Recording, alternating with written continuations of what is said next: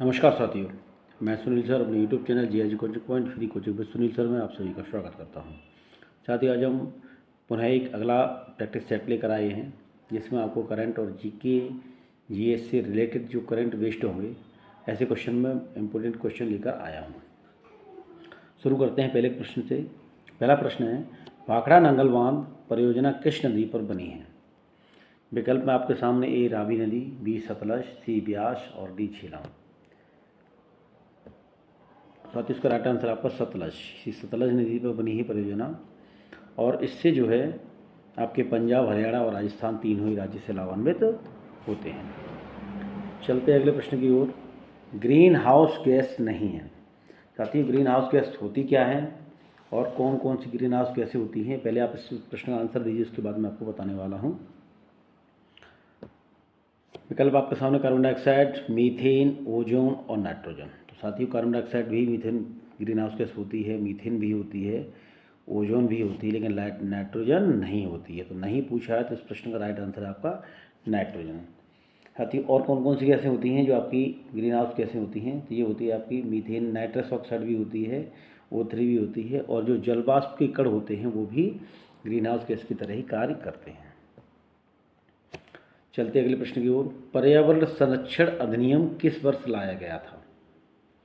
पर्यावरण संरक्षण अधिनियम किस वर्ष लाया गया था, आपको बताना है। विकल्प आपके सामने ए 1982, बी 1972, सी 1976 और डी 1986। तो राइट आंसर आपको इसको बताना है। पर्यावरण संरक्षण अधिनियम कब किस वर्ष लाया गया था? और ये पर्यावरण संरक्षण के लिए भारत में एक मील का पत्थर है। इसी का बेस लेके सारे अन्य जो संशोधन किए गए, इसी अधिनियम में संशोधन किए जाते हैं। बेस इसका है यही पर्यावरण संरक्षण अधिनियम जो है ये लाया गया था आपको 1986 ईस्वी में। वन्यजीव संरक्षण अधिनियम 1972 में लाया गया था। चलते हैं अगले प्रश्न की ओर। अगला प्रश्न है, प्रोजेक्ट टाइगर की घोषणा किस वर्ष की गई थी? प्रोजेक्ट टाइगर की घोषणा किस वर्ष की गई थी? विकल्प आपके सामने ए 1972, बी 1973, सी 1992 और डी 1996। साथ ही इसका राइट आंसर आपको 1973। प्रोजेक्ट टाइगर की शुरुआत की गई 1973 में। 1972 में वन्यजीव संरक्षण अधिनियम लाया गया था। 1992 में आपका पृथ्वी सम्मेलन हुआ था। चलते हैं अगले प्रश्न की ओर। अगला प्रश्न है, पृथ्वी सम्मेलन रियो डी जेनेरियो में कब आयोजित किया गया था? यदि आपने पिछली जो आपका एक्सप्लेनेशन ठीक से सुना है तो इसका उत्तर भी आपने सुन लिया होगा। विकल्प में आपके सामने ए 1972, बी 1996, सी 2010 और डी 1992। तो ये आपके ब्राज़ील में रियो डी जेनेरियो है, वहाँ पर ये सम्मेलन हुआ था 1992 में। पृथ्वी सम्मेलन 1992 में हुआ था। इसका राइट आंसर आपको 1992। नेक्स्ट क्वेश्चन, विश्व पर्यावरण दिवस किस तिथि को मनाया जाता है? वर्ल्ड एनवायरनमेंटल डे किस तिथि को मनाया जाता है, ये आपको बताना है। विकल्प आपके सामने ए 4 जून, बी 31 मई, सी 5 जून और डी 22 जुलाई। साथ ही इसका राइट आंसर आपका 5 जून।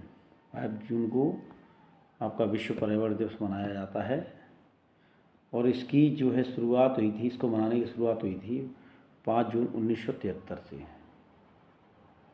और प्रतिवर्ष इसकी थीम होती है, इस वर्ष की थीम थी beat plastic pollution. Beat plastic pollution.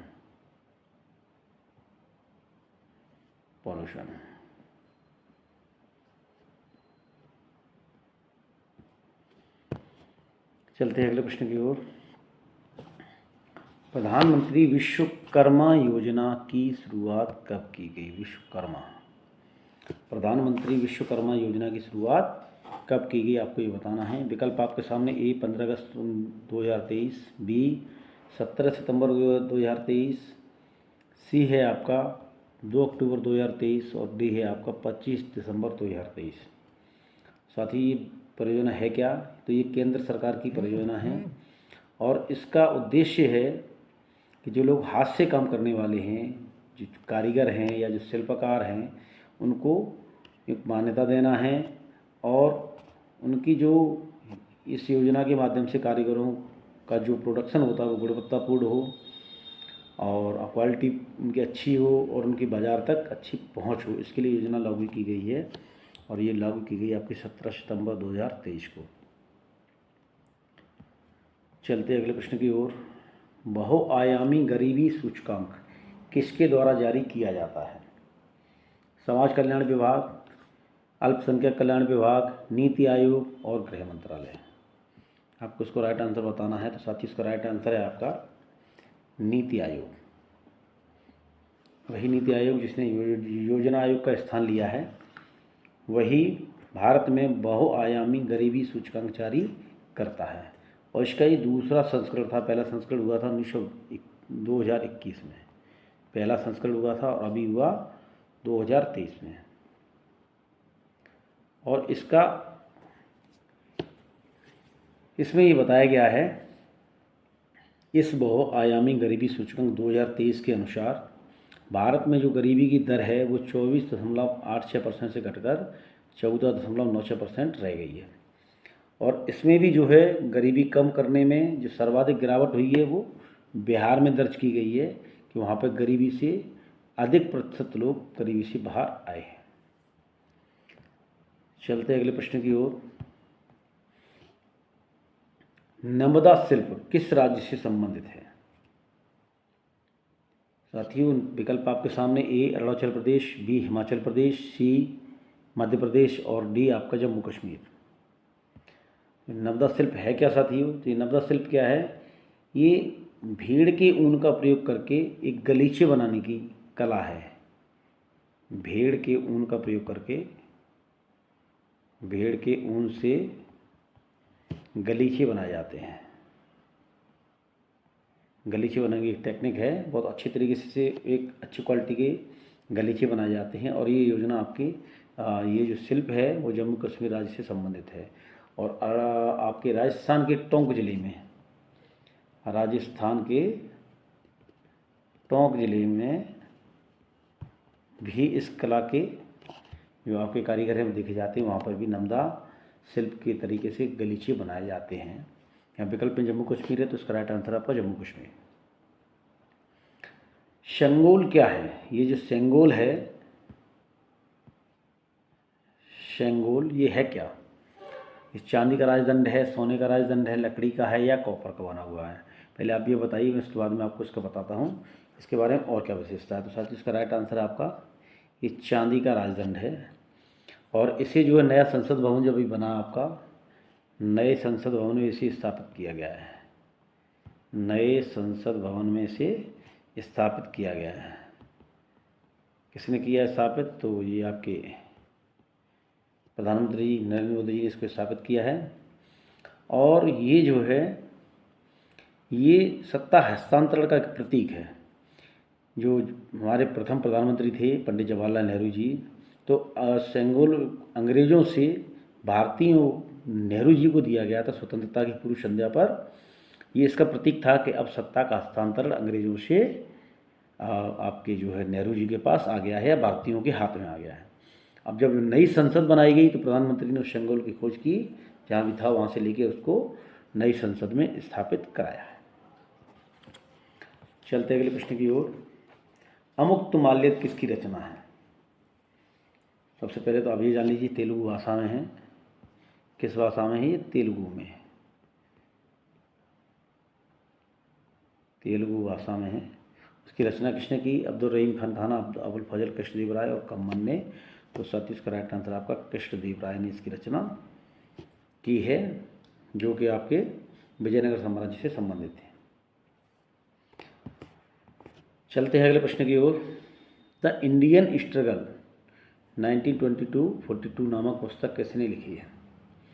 विकल्प आपके सामने: ए महात्मा गांधी, बी सुभाष चंद्र बोस, सी जवाहरलाल नेहरू और डी आपका बी.डी. सावरकर।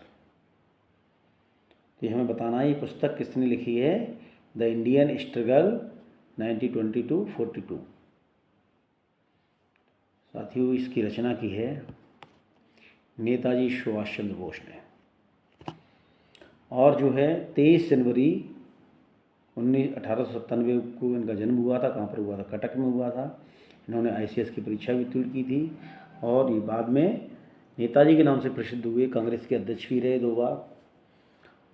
जो आप गांधी जी से मतभेद हुआ तो उन्होंने कांग्रेस अध्यक्ष छोड़ दिया था, और गांधी जी को सर्वप्रथम महात्मा इन्होंने ही कहा था, राष्ट्रपिता।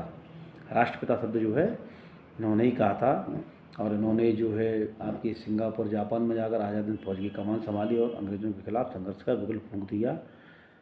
आपने नारा दिया, दिल्ली चलो तुम मुझे खून दो मैं तुम्हें आज़ादी दूंगा का नारा भी दिया। और इनकी मौत जो है वो एक रस्मी तरीके से जहाज दुर्घटना में हुई, ऐसा कहा जाता है। चलते हैं अगले प्रश्न की ओर। अलवर संत जो वैष्णव संतों का समूह था, इनकी संख्या कितनी थी? साथियों, 2 प्रकार के संत थे दक्षिण में। एक तो जो वैष्णव संत थे उनको अलवर कहा जाता था, और जो शैव संत थे उनको नयनार कहा जाता था। नायनार कहा जाता था। ये कैसे होते थे? ये शैव संत थे, और जो वैष्णव थे उनको कहा जाता था अलवार। तो इनकी संख्या अलग अलग थी। अलवार संत थे, उनकी संख्या कितनी थी? विकल्प आपके सामने A12, B15, C 63 और D 22। साथ ही इसका राइट आंसर आपका अलवार संतों की संख्या थी 12। और जो नयनार संत थे उनकी संख्या थी 63। कितनी? 63। और एकमात्र महिला संत भी थी अलवार संत, उनका नाम था अंडाल। अंडाल जो थी महिला संत थी, उनका नाम था अंडाल, वो अलवर संत थी। चलते अगले प्रश्न की ओर। देवगढ़ का दशावतार मंदिर, देवगढ़ का दशावतार मंदिर उत्तर प्रदेश के किस जिले में स्थित है? विकल्प आपके सामने A Jhansi, B Chitrakoot, C Hamirpur और D ललितपुर। साथ इसका राइट आंसर है आपका ललितपुर। यह इसका जो संबंध जो है वो 6वीं शताब्दी ईसा पूर्व में, जो वो 6वीं शताब्दी में इसका निर्माण हुआ था। और कब हुआ था आपका? गुप्त काल, 6वीं शताब्दी में गुप्त काल था, तो गुप्त काल के समय में हुआ था ये। और ये पहला उत्तर भारत का मंदिर है जो शिखर युक्त है, इसमें शिखर था। तो ये कहाँ पर है? देवगढ़ का दशावतार मंदिर उत्तर प्रदेश के ललितपुर में। चलते अगले प्रश्न को। नीति आयोग का गठन कब किया गया? नीति आयोग से पहले योजना आयोग था, 1950 से ही काम कर रहा था। और जो आपके केंद्र में जब भाजपा सरकार आई 2014 में, तो उसके बाद उन्होंने आपकी जो पंचवर्षीय योजना थी उनको भी रोक दिया, और योजना आयोग को भी रोक दिया, और उसकी जगह पर नए आयोग का गठन किया, उसका नाम रखा नीति आयोग। तो हमें बताना है कि नीति आयोग की स्थापना कब हुई थी। विकल्प आपके सामने A 15 जनवरी 2015, 26 जनवरी 2015, 1 जनवरी 2015 और D 2 अक्टूबर 2015। शायद इसका राइट आंसर है आपका 1 जनवरी 2015 को नीति आयोग का गठन किया गया। और इसकी जो परिषद है जिसको बोलते हैं शासी परिषद, उसमें क्या है? सभी राज्यों के मुख्यमंत्री एवं केंद्र शासित प्रदेशों के जो आपके डिप्टी गवर्नर होते हैं, उपराज्यपाल, वो शामिल होते हैं। और इसके जो मुख्य कार्यपालक अधिकारी हैं वो उनको प्रधानमंत्री नियुक्त करते हैं। और योजना आयोग के अध्यक्ष कौन होते हैं? प्रधानमंत्री होते हैं। चलते अगले प्रश्न की ओर। पंचायत को किस संविधान संशोधन द्वारा संवैधानिक दर्जा प्रदान किया गया? जो हमारी पंचायतें हैं उनको किस संविधान संशोधन द्वारा आपका जो है संवैधानिक दर्जा प्रदान किया गया? कौन से संशोधन द्वारा? विकल्प आपके सामने A 42वां संविधान संशोधन अधिनियम, B 46वां संविधान संशोधन, C 70वां संविधान संशोधन और D है आपका 73वां संविधान संशोधन। तो साथियों, इसका राइट आंसर आपका 73वां संविधान संशोधन। इससे जो है पंचायत बनी, और जो नगर पालिका बनी वो नगर पालिका परिषद वो 74वें से बनी है नगर पालिका परिषद, और 73वें से आपका ग्राम पंचायत या पंचायतें जो बनी है। चलते अगले प्रश्न की ओर। भारतीय संविधान की 10वीं अनुसूची किससे संबंधित है? कितनी अनुसूचियाँ इस समय? 12 अनुसूचियाँ हैं। तो ये किससे संबंधित है आपकी 10वीं अनुसूची, ये बताना है आपको। और जब संविधान लागू हुआ तो 8 अनुसूचियाँ थीं, अभी इस समय कितनी हैं? 12 अनुसूचियाँ हैं। तो ये 10वीं अनुसूची किससे संबंधित है ये बताना है हमें आपको। विकल्प आपके सामने A दल बदल अधिनियम, B पंचायती राज, C भाषा से संबंधित और D नागरिकता से संबंधित। तो इसका राइट आंसर आज साथियों आपका दल बदल अधिनियम से संबंधित है आपकी 10वीं अनुसूची। और ये जो है दल बदल अधिनियम कब लागू किया गया? 52वें संविधान संशोधन द्वारा। 52वां संशोधन था और 1985 में ये बनाया गया था दल बदल विरोधी अधिनियम। चलते अगले प्रश्न की ओर। अफ्रीका की सबसे ऊंची चोटी माउंट किलिमंजारो किस देश में स्थित है? तो पहले एक अपने आप ही एक आंसर बन जाता है कि अफ्रीका की सबसे ऊंची चोटी कौन सी है, तो वो है आपकी माउंट किलिमंजारो। अब ये किस देश में स्थित है ये बताना है आपको। विकल्प आपके सामने: ए दक्षिण अफ्रीका, बी तंजानिया, सी जाम्बिया और डी चाड। साथ ही इसका राइट आंसर है आपका तंजानिया। कौन से देश में है माउंट किलिमंजारो? ये तंजानिया में है और ये ज्वालामुखी पर्वत है।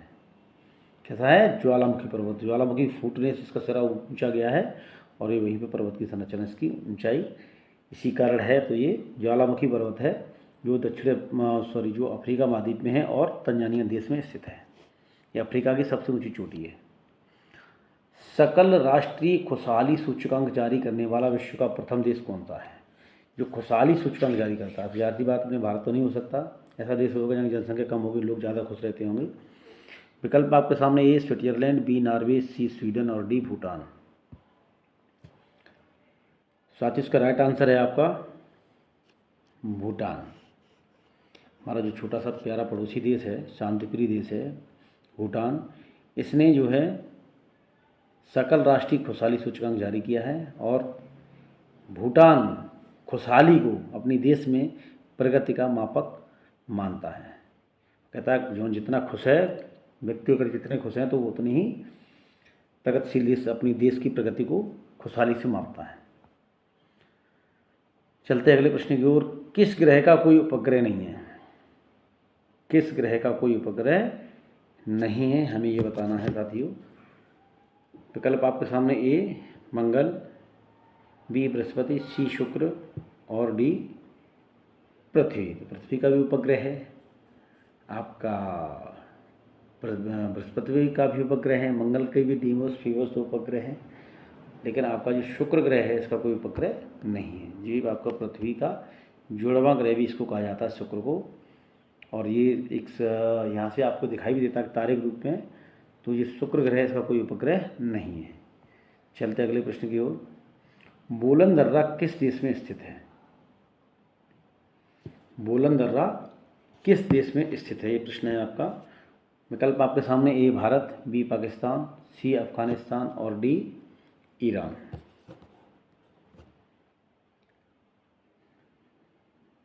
ए भारत, बी पाकिस्तान, सी अफगानिस्तान और डी ईरान।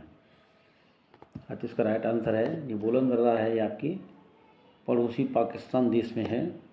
और जब ये संयुक्त भारत हुआ करता था, जब पाकिस्तान अलग देश नहीं बना था, तो ऐतिहासिक काल में भारत में प्रवेश करने का ये प्रमुख द्वार हुआ करता था।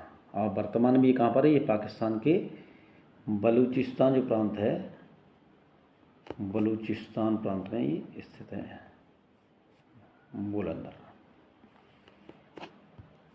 चलते अगले प्रश्न की ओर। ब्राज़ील में स्थानांतरित कृषि को किस नाम से जाना जाता है? स्थानांतरित कृषि को अलग अलग जो है क्षेत्रों में अलग अलग नाम से जाना जाता है।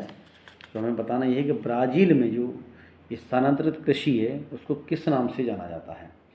विकल्प है आपके सामने: ए रोका, बी चेना, सी मसोले और डी तमराई। साथ ही इसका राइट आंसर है आपका रोका। रोका कहाँ पर है? ये आपका ब्राज़ील में ये जो है स्थानांतरित कृषि, इसको रोका कहा जाता है। चीना कहाँ पर कहा जाता है? तो चीना आपका श्रीलंका में कहा जाता है। मसोले है, मसोले आपका जायरे जो देश है वहाँ पर इस स्थानांतरित कृषि को कहा जाता है। और तमराई कहा जाता है आपके थाईलैंड में। थाईलैंड में इसको तमराई नाम से जाना जाता है। चलते अगले प्रश्न की ओर। पेंटागोनिया का पठार किस महाद्वीप में स्थित है? पेंटागोनिया का पठार। विकल्प हैं: A Asia, B Europe, C Africa, D दक्षिण अमेरिका। साथ ही उसका राइट आंसर है दक्षिण अमेरिका। पेंटागोनिया का पठार कहाँ आपका? दक्षिण अमेरिका में। चलते अगले प्रश्न की ओर। काली क्रांति किससे संबंधित है? काली क्रांति किससे संबंधित है, आपको ये बताना है। तो मांस उत्पादन से संबंधित जो क्रांति है उसको कहते हैं हम गुलाबी क्रांति। गुलाबी क्रांति मांस उत्पादन से संबंधित कहते हैं। अंडा उत्पादन से संबंधित जो होती है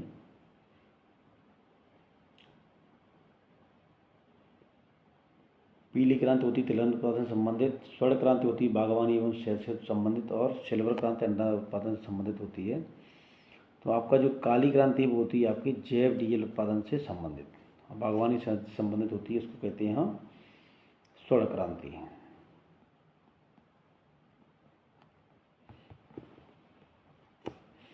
और रजत क्रांति इसको कहते हैं। चलते अगले प्रश्न की ओर। मोमबत्ती के जलने में किस प्रकार का परिवर्तन होता है? मोमबत्ती के जलने में किस प्रकार का परिवर्तन होता है? ए भौतिक परिवर्तन, बी रासायनिक परिवर्तन, सी उपरोक्त दोनों, डी उपरोक्त में से कोई नहीं। अब देखते हैं, जब मोमबत्ती जलती है तो कुछ तो मोमबत्ती का मोम जलकर धूएं में परिवर्तित हो जाता है और कुछ मोम पिघलकर नीचे इकट्ठा होता रहता है। तो जो पिघल के इकट्ठा होता है उसको कहते हैं भौतिक परिवर्तन, और जो जल जाता है उसको कहते हैं रासायनिक परिवर्तन। इस तरह से मोमबत्ती के जलने में दोनों प्रकार के परिवर्तन ही होते हैं, भौतिक परिवर्तन और रासायनिक परिवर्तन, दोनों ही परिवर्तन होते हैं। चलते हैं अगले प्रश्न की ओर। हरित लवक, इनका क्या कार्य होता है? प्रमुख कार्य क्या है हरित लवक का? विकल्प है आपके सामने। ए प्रोटीन का परिवहन, बी प्रोटीन का संश्लेषण, सी श्वसन, और डी प्रकाश संश्लेषण। तो जो हरित लवक होता है उसका प्रमुख कार्य होता है साथियों प्रकाश संश्लेषण। हरित लवक की उपस्थिति में ही सूर्य के प्रकाश में पौधे भोजन तैयार करते हैं। चलते हैं अगले प्रश्न की ओर। अगला प्रश्न है आपका, WWW वर्ल्ड वाइड वेब का प्रारंभ किस सन में हुआ था? विकल्प हैं। ए 1995, बी 1997, सी 1962 और डी आपका 1973। इंटरनेट है आपका WWW, उसकी शुरुआत किस सन में की गई थी ये बताना है आपको। आज इसका राइट आंसर है आपका 1995। 1995 में WWW का शुभारंभ हुआ था। चलते हैं अगले प्रश्न की ओर।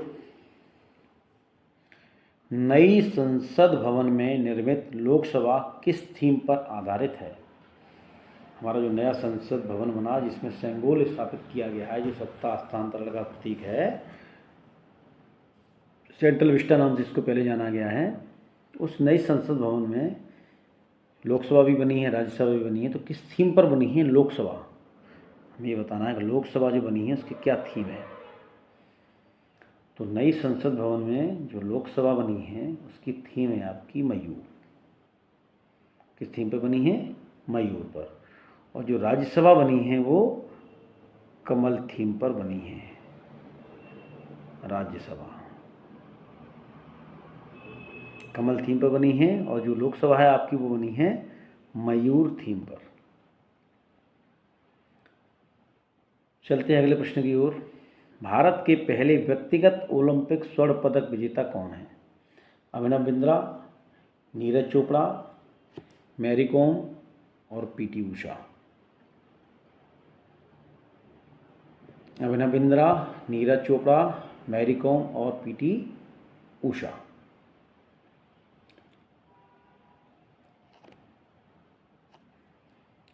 साथ ही उसका राइट आंसर है आपका अभिनव बिंद्रा। और ये अभिनव बिंद्रा इन्होंने 2008 के ओलंपिक में 10 मीटर एयर राइफल जो कंपटीशन होती है उसमें स्वर्ण पदक जीता था। और ये पहले व्यक्तिगत ओलंपिक स्वर्ण पदक विजेता हैं भारत की तरफ से। सिवा नीरज चोपड़ा जी ने भी जीता है। तो अभिनव बिंद्रा का नाम याद रखना है आपको। 2008 में इन्होंने 10 मीटर एयर राइफल जो कंपटीशन थी उसमें, और ये कहाँ पर हुआ था 2008 का जो ओलंपिक, अगर इसकी बात करें तो ये हुआ कहाँ था? तो ये हुआ था आपका बीजिंग में। कहाँ पर हुआ था? चीन की राजधानी बीजिंग।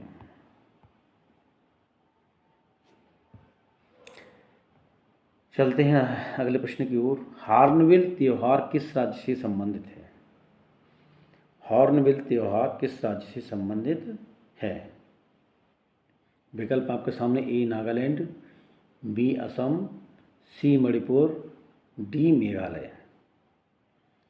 साथ ही इसका राइट आंसर है आपका नागालैंड से संबंधित है आपका हॉर्नबिल महोत्सव।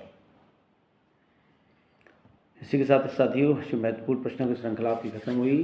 Thank you for watching our YouTube channel GIG coaching point free for regular updates. Like share and subscribe our YouTube channel. और ऐसी ही महत्वपूर्ण जानकारी के लिए हमारे चैनल को सब्सक्राइब करिए, जिससे आपको सबसे पहले नोटिफिकेशन मिलता रहे। और परीक्षा उपयोगी प्रश्नों की श्रृंखला जो आपके रिवीजन के लिए परीक्षा में बहुत ही महत्वपूर्ण होने वाली है, आप लगातार इसको देखते रहें। Thank you so much.